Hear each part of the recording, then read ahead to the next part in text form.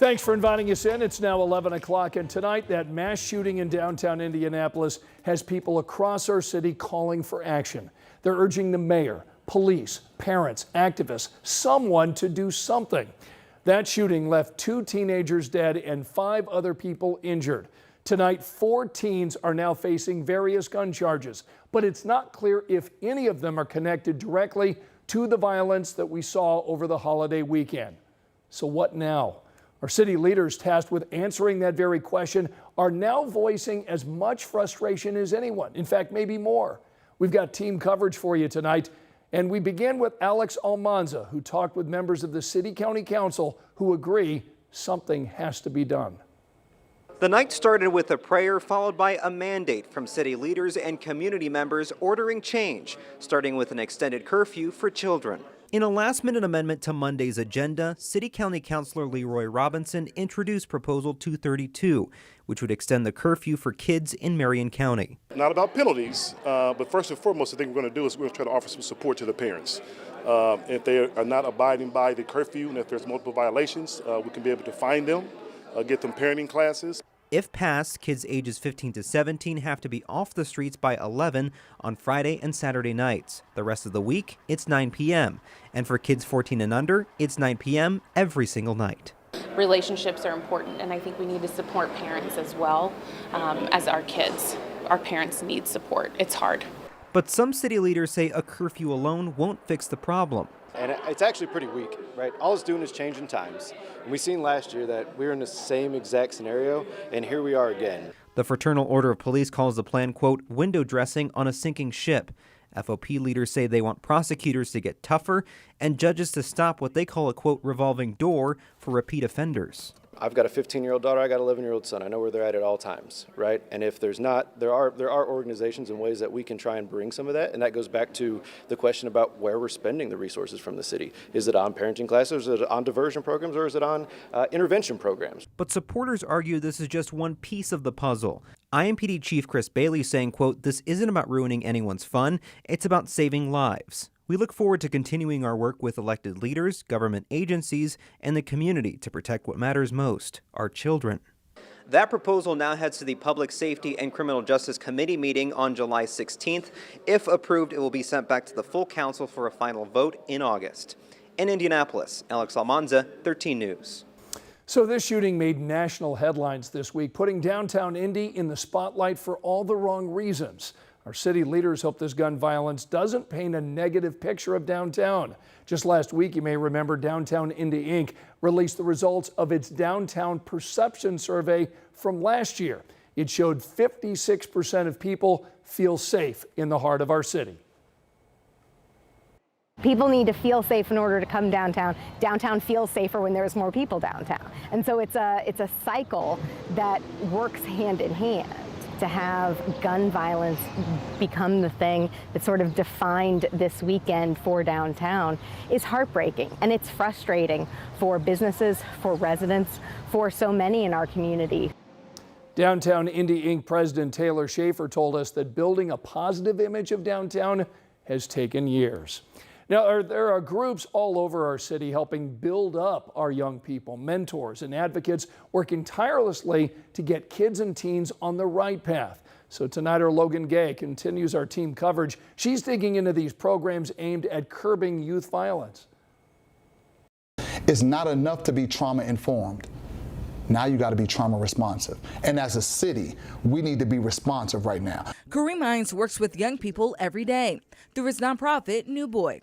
He agrees with Chief Bailey's statement that any kind of curfew enforcement should be based on connection and not correction. Kids are not looking to be transported to a detention center. There's going to be some safe spaces that we're looking to bring kids to. And when they are brought to those safe spaces, instead of it being a punitive kind of situation where now you're in trouble, it's going to be a nurturing space. A space they can be cultivated, they can be loved on. Hines says having the right people in place, strategy and environment are key when it comes to enforcing this curfew. Our kids don't feel safe and secure. Our kids don't feel loved. They don't feel a sense of belonging. Our kids, the kids that you see downtown, that are out here at 12, 1, 2 o'clock in the morning, they're dealing with generational trauma. So they're not down here happy-go-lucky, they're dealing with pain. So when it comes to preventing another violent weekend, Hines says foundational needs must be met first. We have to bring the moms, the grandmoms into the conversation. It's not enough to work with the kids anymore. We have to be holistic in this approach, and our families need support. In Indianapolis, it should be a safe space for children. Another young man is stepping up to offer that support.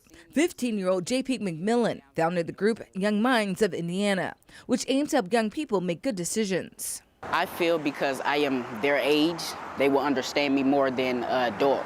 A passion he got from his father, Ron G., who was shot and killed last July. McMillan thinks this is exactly the time his voice is needed most. Seeing them kids getting killed downtown, it was just horrible for me, and I just feel I just needed to get back out here and get back going. And Hines plans to do the same. So every young person that's coming down here, they're not killers. They don't want to die, and they definitely don't want to kill anybody. They're just looking for some attention. And he says it's time for the community to start listening. Get from behind that keyboard and engage a young person and be a part of the solution. Our coverage of the mass shooting in downtown Indianapolis continues online. There you can hear from the Marion County Prosecutor Ryan Mears and see recent reaction from Mayor Joe Hogsett and IMPD Chief Chris Bailey. All of it right now over on WTHR.com. And now to breaking news tonight at 11. Indiana State Police confirming in the last 10 minutes they are now investigating a police shooting in Hancock County. They tell us no officers were injured. Right now we're working to learn what led to this shooting. We've got a crew on the way. We'll be bringing you updates just as soon as we get them, both during this newscast and online at WTHR.com. Well, for the first time since the Indiana Supreme Court set the execution date for Roy Ward, we are hearing tonight from Indiana Governor Mike Braun. That execution is now tentatively scheduled for October 10th. Ward is on death row for raping and murdering a 15-year-old girl back in 2001. He and his attorneys have until July 30th to respond. The state of Indiana has until August 11th. Indiana has spent more than $1 million on 4 doses of the lethal injection drug. 2 were used, 2 expired. Governor Braun says the drug has a 90-day shelf life. In fact, he told 13 News his administration will acquire 1 dose closer to the execution date, but the governor says it's complicated because there are so few suppliers. If, in fact, death penalties are going to be continued, probably some states already have gone to other methods. That's a discussion more broadly, I think, that we'd have to take up at the legislative level. Last month, Lieutenant Governor Micah Beckwith called for Indiana to legalize firing squads for capital punishment. So we asked Governor Braun about that option. The governor told us that would have to be something lawmakers weigh in on during the next legislative session or down the road. New tonight, the family of a Marion County Sheriff's deputy killed in the line of duty is tonight taking legal action. The estate of Deputy John Durm just filed a wrongful death lawsuit against Eskenazi Hospital and Cintas Corporation.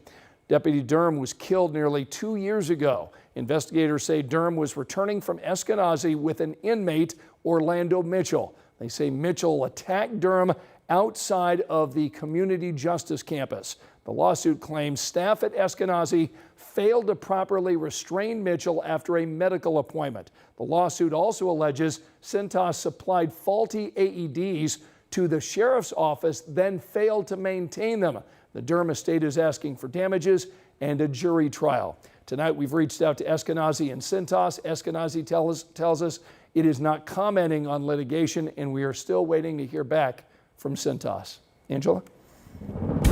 Scott, it's a milder night across central Indiana. Temperatures in the upper 60s and low 70s as skies start to clear. 72 Indianapolis and Shelbyville, down to 67 degrees in Lafayette. Concerned of a little bit of fog overnight and early tomorrow. Visibility still in pretty good shape at this point, but patchy morning fog will be the weather issue for the morning rush on Tuesday. Sunrise is at 6:24. Morning temperatures in the upper 60s and low 70s. Highs tomorrow in the upper 80s. We get a slight storm chance late in the day, and then a daily storm chance all the way through the weekend. More on this in your 7-day forecast.